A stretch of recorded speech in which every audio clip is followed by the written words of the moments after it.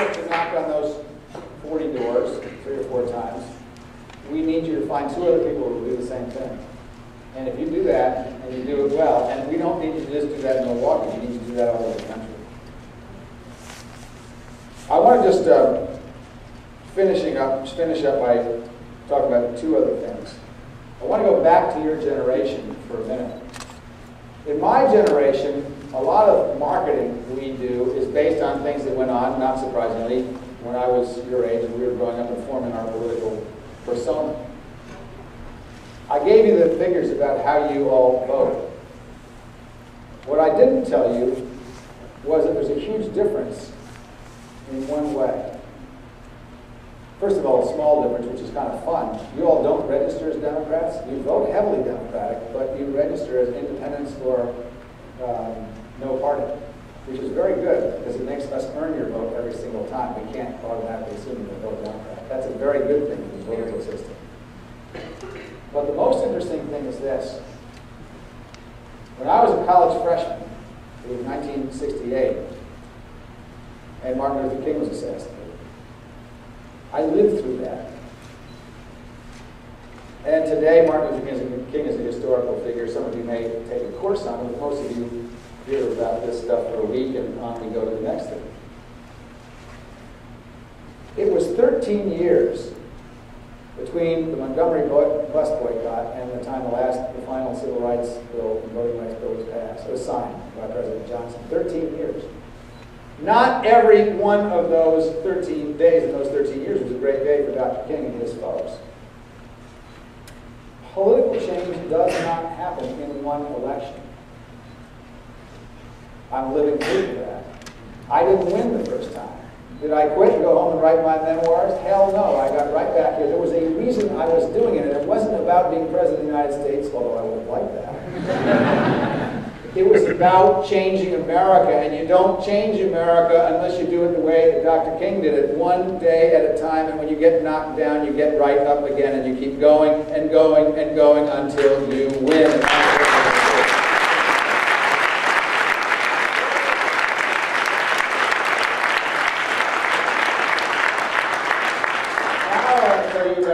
Change. The way that we do things, marketing to different groups, depends on what we learn. You have done something that we were not able to do in our generation, which has been great for the country. In my generation, white voters vote at this level. African Americans are here, and Hispanics have the lowest registration and the lowest participation. Under 30, it makes absolutely no difference whether you're white, black, or brown. Your turnout is the same under 30. What it means is, not that there's no such thing as racism in America anymore, that's not true. But what it does mean is that your generation sees yourself as a multicultural generation. You have taken the promise of the extraordinary diversity of this country, and you see yourselves as the younger generation first, these younger, new, first multi-generational, multicultural generation in the history of America. And you see yourselves a particular member of an ethnic group second.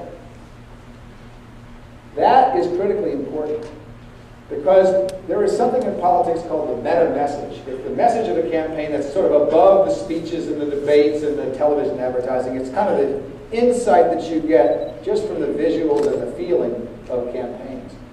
Think about when our candidates for President of the United States take the stage for a debate. They look like your generation. Even Dr. King, 39 years ago, I think would be astonished if he were to hear today to see an African American, a woman, and a Hispanic among the leading candidates for President of the United States in the Democratic Party. You see your generation in our candidates when they get on the stage because they're like you. The Republican Party is like the 1950s. That's the old generation where if you were of color or a different religion, or if you were gay, you were an invisible person in the 1950s. We are not going back. We are not going back to the 1950s. We're not going back to the 1850s. We're going forward. The only Democratic Party to bring this country forward. Democrats are the party of tomorrow, and the Republicans are the party of the past. You are responsible for making sure that we go forward. It is your generation. It is your country.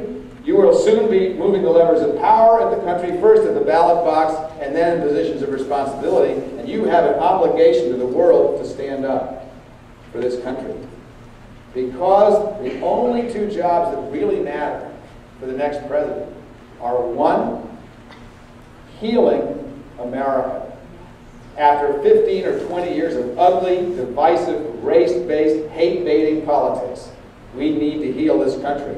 And take the second message of your generation, which is we ought to stop fighting about the things we don't agree on and get something done about the things we do agree on. And only you can do that by kicking out obstructionists who will not compromise from Congress.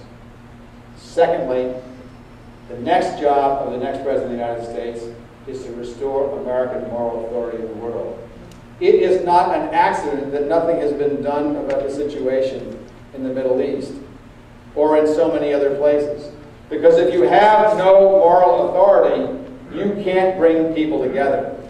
And it wasn't an accident that it was Bill Clinton and Jimmy Carter who were able to use their moral authority and bring people together in Northern Ireland and nearly come to a peace situation in the Middle East. And it's not an accident that George Bush, who gave up the moral authority that we had earned since the end of World War I on the day we lied and went into Iraq, that George Bush has not been able to do that. The next president has got to not just heal America by reaching out to all Americans, including people who don't agree with us, and listen to them respectfully. And we need to restore American greatness in the world by restoring our moral legitimacy so that we can again exercise our leadership. That is your job. It is a big job. It ought not to weigh heavily on your shoulders. All I need is enough time for you to go out and vote and knock on 40 doors 4 times in the next year. Thanks very much.